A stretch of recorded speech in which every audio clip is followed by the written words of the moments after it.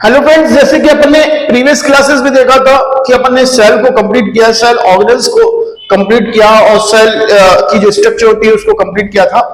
आज अपन एक नया टॉपिक लेने वाले हैं, सेल साइकिल। फ्रेंड्स, हम जानते हैं कि जितनी भी सेल्स होती है इस नेचर पे उनके कुछ कैरेक्टरिस्टिक फीचर होते हैं। एक तो पहला होता है सेल डिवीजन, यानी सेल रिप्रोड्यूस करना, जिसको हम सेल डुप्लीकेशन बोल सकते हैं, सेल रिप्रोडक्शन बोल सकते हैं। और दूसरी स्पेशलिटी होती है, कैरेक्टरिस्टिक फीचर होता है उसका सेल ग्रोथ करना।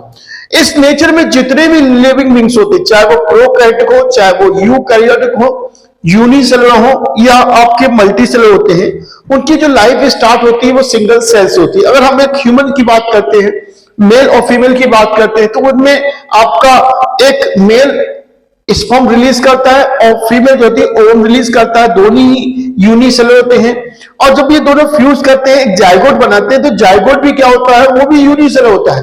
लेकिन आफ्टर सम टाइम्स वो जाइगोट जो होता है एक सेल से दो सेल में बदलता है, फिर ये दो सेल आगे जाके और दो सेल में, फिर जो बनी हुई दूसरी सेल है वो भी कंटिन्यूअसली ऐसी डिवाइड होती जाती है और एक मल्टी सेलुलर ऑर्गेनिजम्स का फॉर्मेशन होता है। तो ये जो प्रोसेस होती है इससे हम बोलते हैं सेल डिवीजन, जो एक साइक्लिक ऑर्डर में होती है, जिसमें सेल का डिवीजन भी होता है और सेल ग्रोथ भी। इसके अलावा तीसरी चीज अगर होती है तो होती है आपका डीएनए का रेप्लिकेशन। बिना डीएनए के रेप्लिकेशन किए सेल डिवाइड नहीं हो सकती, सेल का ग्रोथ नहीं हो सकता।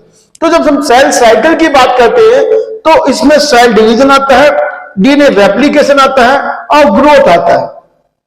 डीएनए रेप्लिकेशन यानी डीएनए का डबल होना वो एक स्पेसिफिक फेज में होता है, स्पेसिफिक स्टेज में होता है ना। ये तो अगर हम बात करें सेल साइकिल किस प्रकार की प्रोसेस होती है, किस प्रकार का साइकिल होता है, तो पहली चीज तो ये कंट्रोल होता है, रेगुलेटेड होता है, कोऑर्डिनेटेड होता है और ऑर्डरली प्रोसेस में होता है। यानी इसको कंट्रोल करने के लिए, इसको रेगुलेट करने के लिए, इसको कोऑर्डिनेट करने के लिए कुछ बहुत सारे केमिकल्स की, कुछ बहुत सारे फैक्टर की रिक्वायरमेंट होती है जो सेल्स में कंटिन्यूअसली बनते रहते हैं, जिसके कारण ये जो आपका सेल साइकिल होता है कोऑर्डिनेटेड, रेगुलेटेड एंड आपका कंट्रोल्ड होता है। इसके अलावा जो सेल साइकिल होता है ये कई स्टेप्स में होता है, कई सीक्वेंस में होता है, उस सीक्वेंस में कई इवेंट आती हैं और ये दूसरी चीज कई फेजेस में होता है। अगर हम एक फेज की बात करें कि हम जानते हैं कि कुछ ऐसी सेल होती है, ह्यूमन सेल्स की बात करें या यूकैरियोटिक सेल्स की बात करें, तो यूकैरियोटिक सेल जो होती है 24 आवर्स में डिवाइड हो जाती है, जनरली 24 आवर्स में डिवाइड होती है। वहीं अगर हम ईस्ट सेल की बात करें तो लगभग 90 मिनट में एक सेल से दो सेल में बनती है। तो अगर हम बात करते हैं, हर सेल का अपना अपना फेज होता है, अपना अपना टाइम होता है। तो अगर हम बात करें किसी भी सेल में, चाहे हम यूकैरियोटिक सेल्स की बात करते हैं, तो इसमें दो फेज होती है। एक होती है कैरियोकाइनेसिस, जिसमें न्यूक्लियस का डिवीजन होता है, यानी न्यूक्लियस के अंदर जो मटेरियल्स होते हैं, जेनेटिक मटेरियल्स होते हैं, उनका डिवीजन होता है। और जब न्यूक्लियस का मटेरियल्स या डीएनए जो होता है रेप्लिकेट हो जाता है, फिर सेल भी डिवाइड हो जाती है। क्या होती है? सेल भी डिवाइड हो जाती है और वो एक दूसरे फेज में जाती है जिसको हम बोलते हैं एम फेज। तो हम अगर बात करें कैरियोकाइनेसिस की, तो कैरियोकाइनेसिस मतलब न्यूक्लियस का डिवीजन, और न्यूक्लियस का डिवीजन मतलब आपका ध्यान रखना है कि उसके अंदर जो डीएनए है, हम उसकी बात करें कि डीएनए जो आपका है उसको हम डबल करेंगे। तो ये जो इंटरफेज स्टेज होती है इसमें डीएनए की अमाउंट को डबल कर दिया जाता है और कुछ विशेष प्रकार के मटेरियल्स फॉर्म किए जाते हैं जो आपके सेल डिवीजन में हेल्पफुल होते हैं। तो ये जो कैरियोकाइनेसिस होती है ये दो फेज में होती है। एक में हम क्या करते हैं, उसके जेनेटिक मटेरियल्स को हम डिवाइड करते हैं, डबल करते हैं, और ये होती है इंटरफेज में। और ये फिर से सब तीन सब फेज में होती है।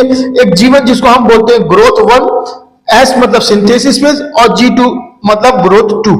इस इंटरफेज में, इस फेजेस में हम डीएनए की अमाउंट को डबल करते हैं। दूसरी होती है एम फेज। एम फेज मतलब सेल में आपका न्यूक्लियस, हमने न्यूक्लियस को पहले बना दिया, उसके अंदर का जेनेटिक मटेरियल्स डबल कर दिया। अब उस जेनेटिक मटेरियल्स को हम डिवाइड करेंगे। हम इक्वली कर सकते हैं, हम उसको अनइक्वली डिवाइड कर सकते हैं। जो सोमेटिक सेल होती है हमको जानते हैं कि इसमें माइटोसिस डिवीजन होता है। ये एम फेज मतलब एक प्रकार की माइटोसिस फेज, यानी इसमें हम डीएनए को डिवाइड करेंगे। इधर हमने डीएनए के अमाउंट को डबल किया, इधर हम उसको डिवाइड करेंगे। अगर हम इक्वली डिवाइड कर रहे हैं तो प्रोसेस कहलाती है माइटोसिस डिवीजन, यानी एक सेल से दो सेल बनाना और दोनों में डीएनए की अमाउंट उतनी होना जितने की पेरेंट्स में होना। ऐसा division mitosis division somatic cell होती है, हमारी बॉडी की जितनी भी सेल्स होती है सोमेटिक सेल होती है। वही ना हम जर्मिनल सेल्स की बात करें, जो हमारे गोनेट्स होते हैं, टेस्टिस होते हैं या ओवरी होती है, उनमें मियोसिस चलता है उनमें। और माइटोसिस में क्या अंतर होता है कि इसमें पेरेंटल सेल में जितना डीएनए होता है उनसे बनने वाली जो प्रोजेनिव सेल होती है, जो डॉटर सेल होती है, उनमें डीएनए की अमाउंट जो होती है हाफ होती है। जैसे हम देखते हैं कि अगर माइटोसिस डिवीजन हो रहा है तो अगर इसमें डीएनए की अमाउंट जो होती है पेरेंट सेल में 2n है, तो इनसे बनने वाली जो ऑफस्प्रिंग या डॉटर सेल होगी उनमें भी क्या होगी, n 2n होगी। वहीं अगर हम बात करें जर्मिनल सेल की, अगर जर्मिनल सेल 2n है तो उनसे बनने वाली जो ऑफस्प्रिंग सेल होगी या प्रोजेनी सेल होगी वो आपकी क्या होगी, n, यानी डीएनए की अमाउंट जो होती है हाफ हो जाती है, क्रोमोसोम्स की नंबर जो होती है हाफ हो जाती है। जब हमने इंटरफेज में जेनेटिक मटेरियल्स को डबल किया, फिर हमने उसको डिवाइड किया एफ फेज में, फिर इसको हमने अब जब हमारे पास न्यूक्लियस डिवाइड हो गया तो हम बात करेंगे सेल को एक सेल से दो सेल में डिवाइड करना, यानी उसके साइटोप्लाज्म को डिवाइड करना। तो ये साइटोप्लाज्म का डिवीजन कहलाता है साइटोकाइनेसिस, और ये प्लांट सेल में, एनिमल सेल में दोनों अलग अलग होता है। तो हमने देखा कि सेल साइकिल का एक ओवरव्यू लिया है कि सेल साइकिल क्या होता है, आपका कितने स्टेप्स में होता है, कितने फेजेस में होता है। बाकी हम इसकी डिटेल में स्टडी नेक्स्ट वीडियो से करेंगे। Thank you. आई होप आप हमारा वीडियो देख रहे हैं और इसको लाइक कीजिए और सब्सक्राइब कीजिए। Thank you.